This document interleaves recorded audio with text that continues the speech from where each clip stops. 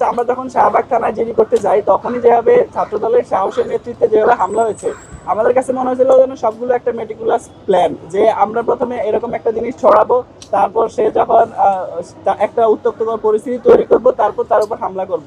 যেই পোস্টে মূলত আমার ফটো কার্ড হিসেবে ছড়ানো হয়েছে, আমি একটা পোস্ট দেখেছিলাম, যার পোস্ট দেখেছিলাম আমার কাছে মনে হয়েছে তিনি ছাত্রলীগের সাথে, রাজনীতির সাথে জড়িত, কারণ তার ফেসবুকের ওয়ালে ছাত্রলীগ সম্পৃক্ত অনেক বেশি পোস্ট। এই জিনিসটা খুবই আপত্তিকর যে একজন ঢাকা বিশ্ববিদ্যালয়ের শিক্ষার্থী জুলাই আপরাইজিং এর পরবর্তী এই সময়ে এমন একটা জিনিসের দ্বারা আক্রান্ত হবে যার সাথে তার ন্যূনতম কোনো সম্পর্ক নাই।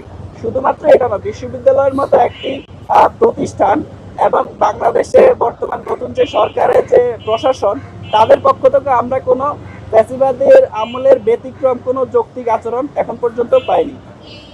আমাকে হল থেকে একটা কারণ দর্শানোর নোটিশ এবং বিশ্ববিদ্যালয় থেকে একটা আমি নোটিশ দেখেছিলাম। ইতিমধ্যে আমি হল প্রশাসনের যে কারণ দর্শানোর নোটিশ, তারা আমাকে 24 ঘন্টা সময় দিয়েছে। যেহেতু জিনিসটা পুরোপুরি মিথ্যা, আমি তাদেরকে এই বিষয়টি অলরেডি অবগত করার অন প্রসেস আছে, এটা এখনো শেষ হয়নি।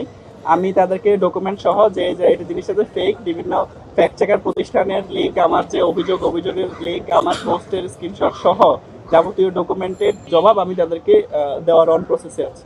কে মূলত প্রথম পোস্টটা করেছিল সে ব্যাপারে আমার কোনো জানা নাই, কিন্তু আমাকে যেই পোস্টের লিঙ্কটা পাঠানো হয়েছিল, যেই পোস্টে মূলত আমার ফটো কার্ড হিসেবে ছড়ানো হয়েছে, আমি একটা পোস্ট দেখেছিলাম, যার পোস্ট দেখেছিলাম আমার কাছে মনে হয়েছে তিনি ছাত্রলীগের সাথে, রাজনীতির সাথে জড়িত, কারণ তার ফেসবুকের ওয়ালে ছাত্রলীগ সম্পৃক্ত অনেক বেশি পোস্ট।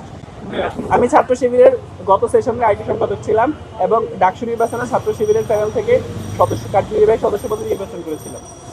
একটা বিষয়ে আমাদের কাছে মনে হয়েছে খুবই পরিকল্পিত, সেটা হচ্ছে আমরা যখন শাহবাগ থানায় জিডি করতে যাই তখনই যেভাবে ছাত্রদলের সাহসের নেতৃত্বে যেভাবে হামলা হয়েছে আমাদের কাছে মনে হয়েছিল যেন সবগুলো একটা মেটিকুলাস প্ল্যান, যে আমরা প্রথমে এরকম একটা জিনিস ছড়াবো, তারপর সে যখন একটা উত্তপ্তকর পরিস্থিতি তৈরি করব, তারপর তার উপর হামলা করে বিশ্ববিদ্যালয়ের পরিস্থিতি অস্থিতিশীল করার চেষ্টা করব।